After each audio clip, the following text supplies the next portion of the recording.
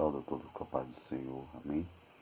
Meus irmãos, hoje meditando na palavra de Deus, no livro de Salmos, no seu capítulo 133,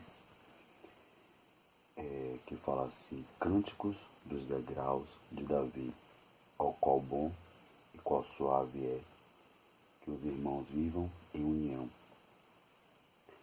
É como óleo precioso sobre a cabeça, que desce sobre a barba de Arão, e que desce a orla das suas vestes.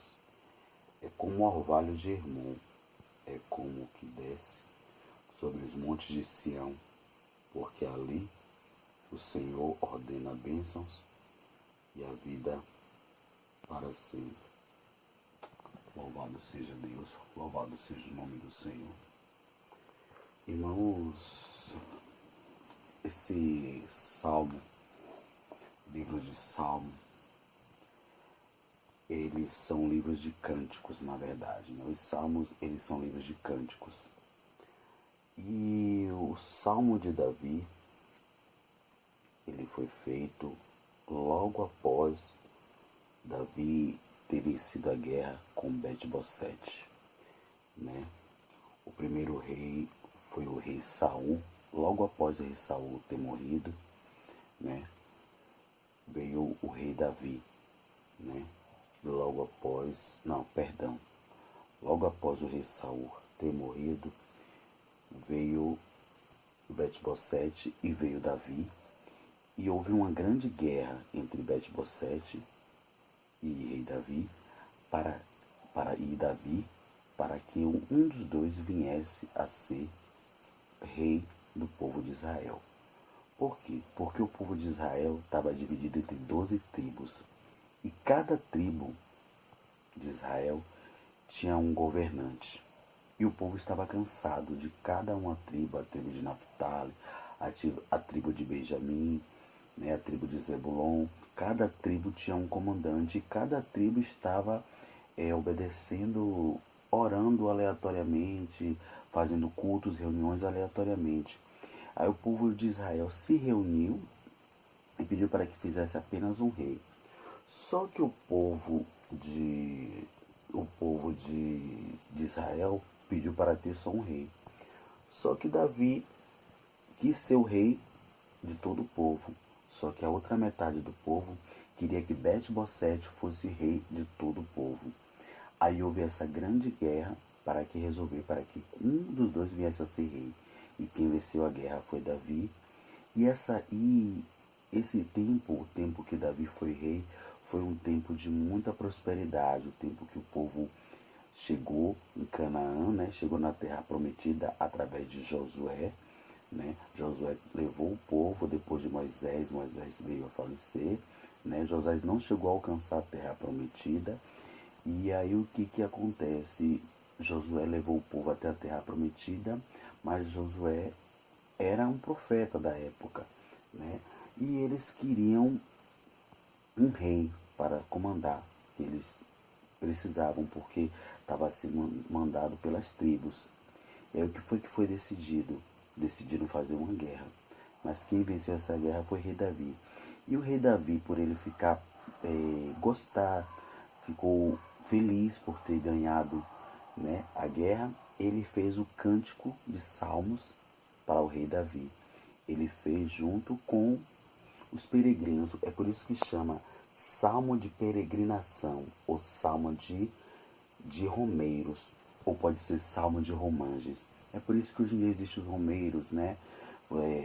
As pessoas fazem romarias para poder fazer encontros com Jesus. E naquele tempo era feito a romaria para ir para o templo, né? Para o templo de Davi, o templo de Salomão, o templo que foi feito, né? Porque logo após Davi ter morrido, né?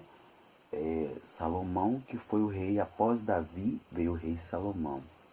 Então, qual bom e qual suave é que os irmãos vivessem em perfeita comunhão. O que quer dizer com isso? Davi ele estava tão feliz que ele viu que o povo teve prosperidade, né? Após ele ter sido rei, o povo teve prosperidade, né? As terras se aumentaram, frutificaram, foi tudo maravilhoso. E aí eles ficaram gratos ao Senhor, né? E fizeram o cântico, né, de salmos para o rei Davi, mas glorificando ao Senhor, não a Davi, né? Porque como nós sabemos, nós não devemos que adorar ao homem, nós não devemos adorar a imagens, a estátuas, nós temos que adorar ao único e verdadeiro Rei Jesus, né? Então, Davi, ele fez esse salmo porque ele estava feliz, porque a comunhão entre os 12 povos, que eram as 12 tribos, a comunhão estava bonita, eles se uniram, os 12 povos se uniram, né? E começaram a glorificar Jesus juntos. Eles se reuniam em três vezes no ano. Eles iam para o templo, né? Faziam a romaria para ir para o templo adorar ao Rei Jesus, ao verdadeiro Rei, que era o Rei de Israel, que é o Rei Jesus, né? Então, eles vieram adorar, né? Eles faziam uma romaria para ir adorar ao Rei Jesus no templo, né? No templo que existia, que antes era como é que se diz? Bom, no tempo de Moisés era a tenda da propiciação. Depois que achou a terra santa, a terra sagrada, a famosa terra de Canaã, a terra que manava leite e mel, aí se fez o templo fixo, né?